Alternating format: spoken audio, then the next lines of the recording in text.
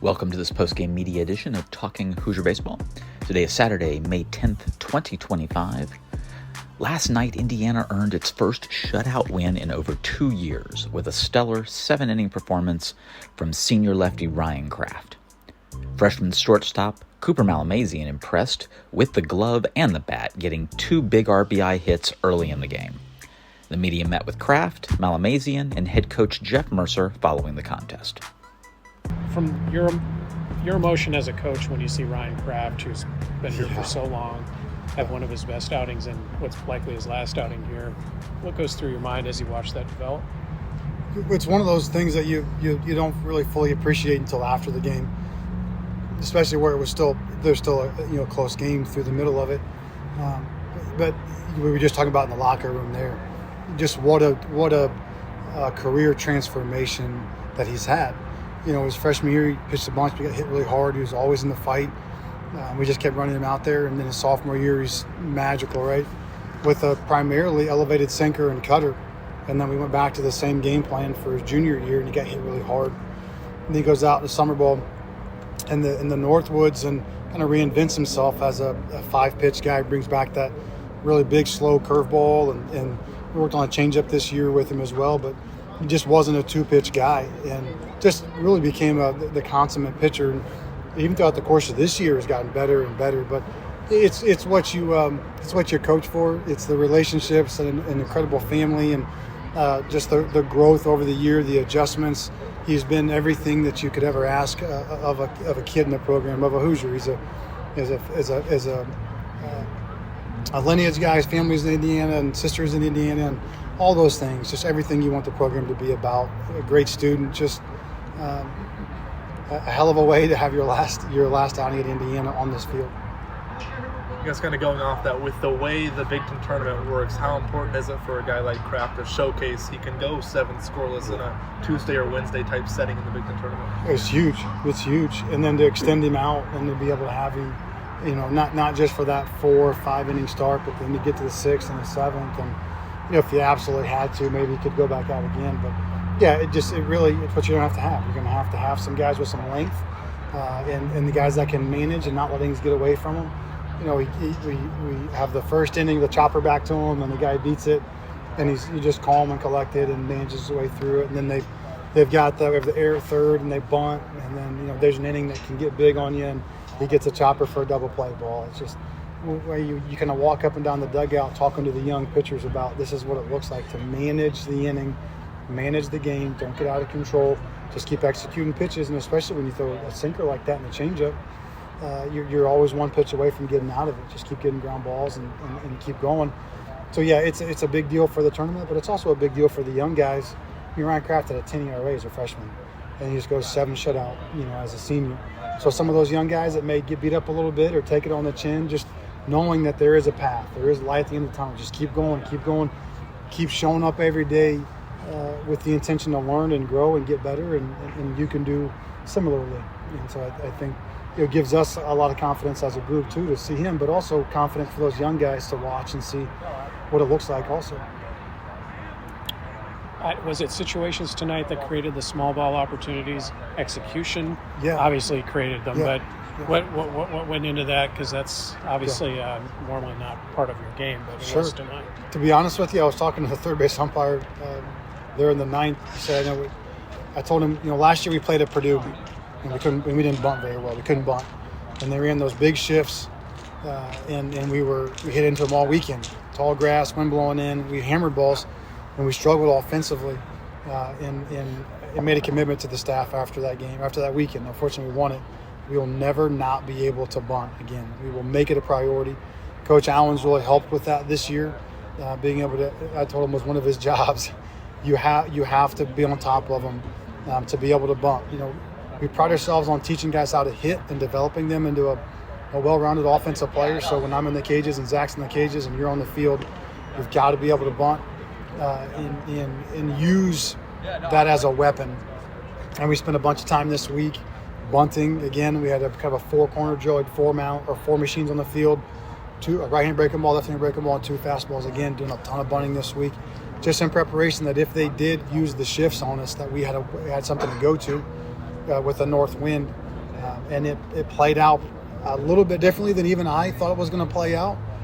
But you got to have that in your repertoire.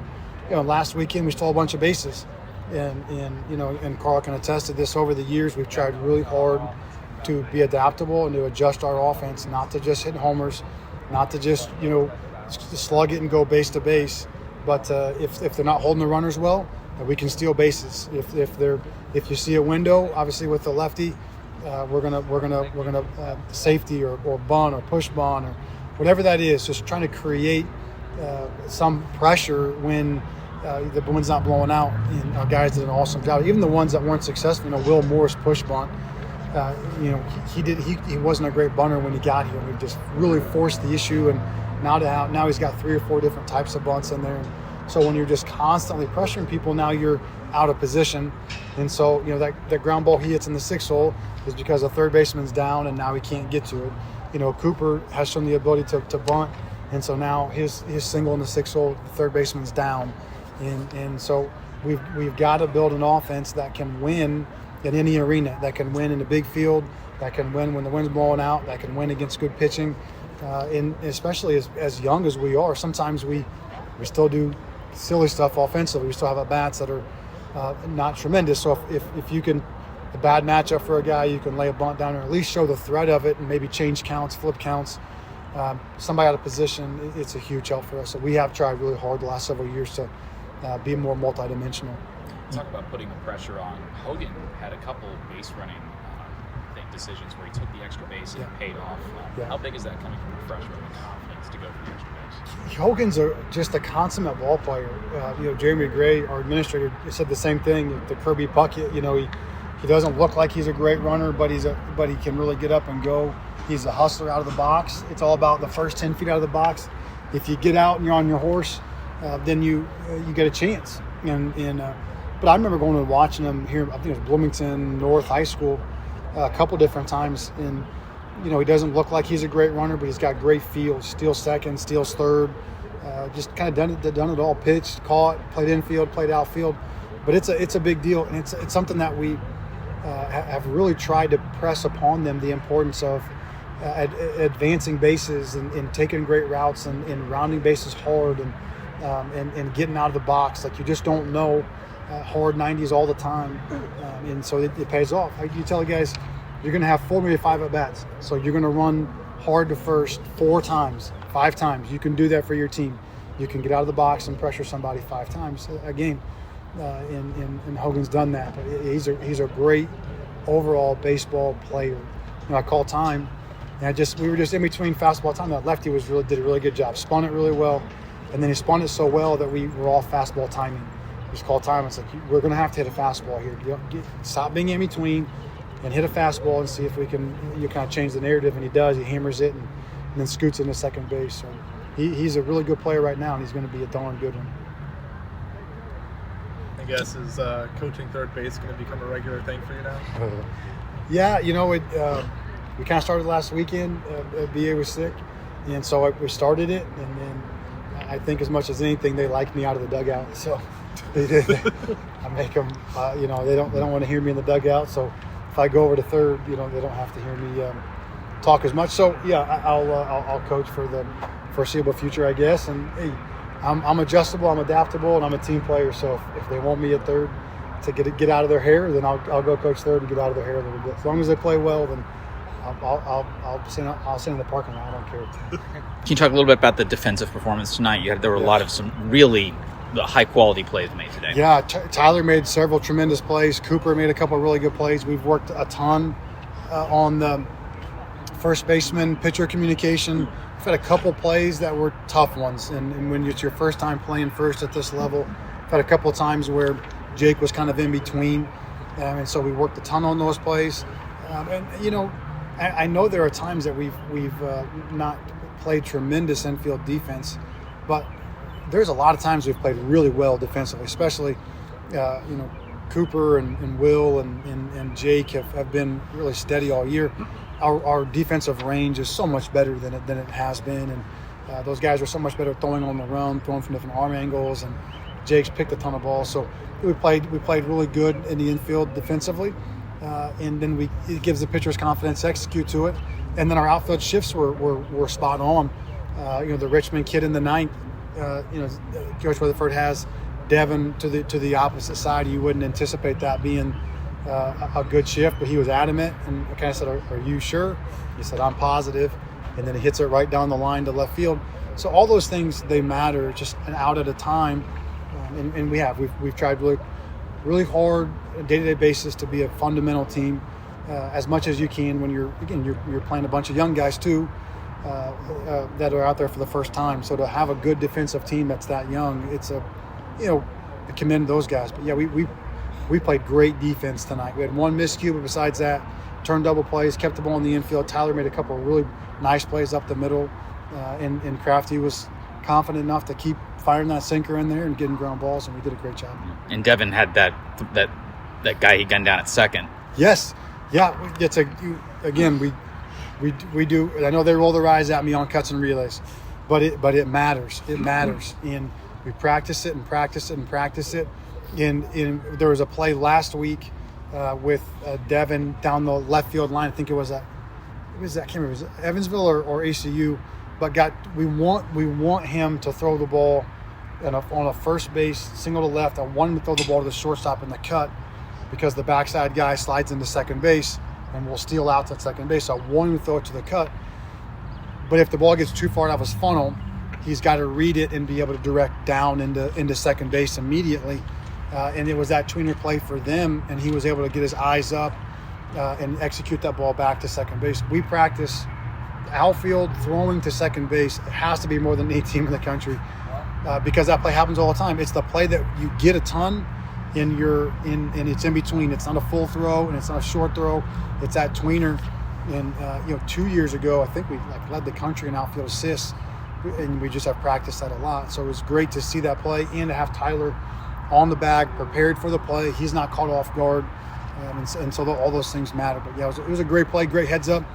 And post-game notes matter when you're talking to those guys about, hey, this is what happened. If this happens in the future, we want to make sure that we don't repeat it. And so he was able to, again, we just covered it. We talked about it.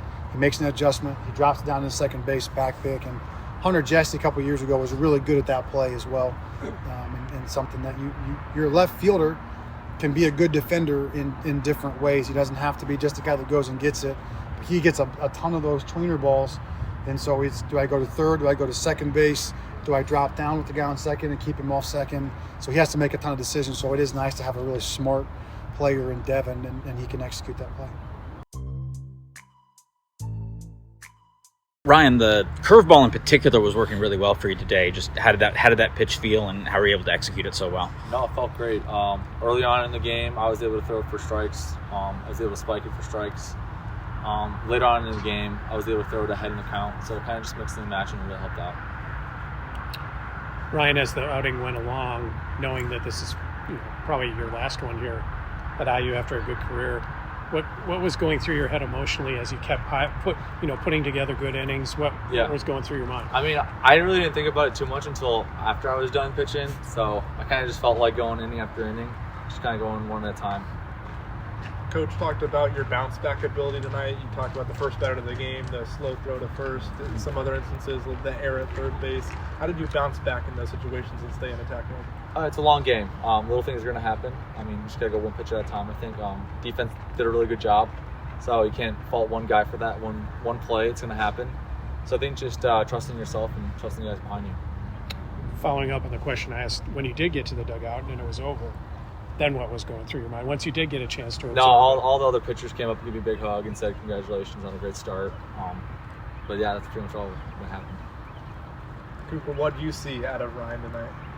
It was phenomenal. First pitch strikes, stayed on the count, got balls, got a lot of ground balls for us to, stay clean in the infield. That's the best part about him is that he'll strike out 5-6 guys a game too, but he puts balls in play for us to make. So that's the best part about it, and it's fun for me and Tyler and Will all get plays in the infield because you get a lot in practice, but when you get one a game, it's always a fun thing to do. That's what he's great at, especially run on first, don't play balls. It's all the time. It was just a great start overall for me. Coach talked offensively about applying pressure in a number of ways. Tonight it was small ball. How big was it for you guys knowing that you can do that since you're going to be playing in bigger parts in the postseason? Yeah, it's huge. Even like late in the game when there's little, it's 5-0, you add more runs. The more runs you add in a late game like that, it kind of takes away their motivation to come back. And worked on it a lot in practice recently, just getting bunts down and learn shifts, bunting into the shifts, stuff like that. It's a huge part today. I mean, especially Stat had a great bunt today. He gets it a lot, and then bats work today, and I was on third and scored. And it's just things like that kind of like draw them away from wanting to play the game anymore. It's frustrating. When you're on defense and they do that to you, it's always annoying. So it's been really good recently. Anything else for these two? Cooper, take me through the attempt of stealing home. Yeah, it was 0-2. He told me, he's like, if it's 0-2, you're gonna try and steal home. I was like, all right. I mean, might as well. I did it once in high school, and I tried it. And obviously, they saw it pretty well. And I got in the rundown, and then I spurred the tag. I was running back, and I was like, don't tag me out. And he threw it, and I was like, he didn't touch me. So, yeah, I mean, tried it. Didn't work, but it's all right. Maybe next time. Ryan, Coach Mercer, when he talked to us, kind of reflected on your journey here at Indiana, not just, on the field in terms of changing your pitching style and all that, but off of it. I know the season isn't over, but what do you reflect on as you kind of think back on what you've done here? There's a lot of ups and downs. You have a good year, you bounce back, and don't have a great year. It's like how you return from that. It's like one foot after the other, and just day after day. Does it mean any more this weekend that you're going to be honored for Senior Day tomorrow? Yeah, absolutely. I mean, it's been a great 4 years here. Obviously, we still have one more weekend left in the Big Ten tournament and see what happens then. But a lot of ball to play at, so it's still good. Indiana will honor its seniors in a ceremony before Saturday's 2 p.m. first pitch in Game 2 of the Purdue series. See you at the Bart.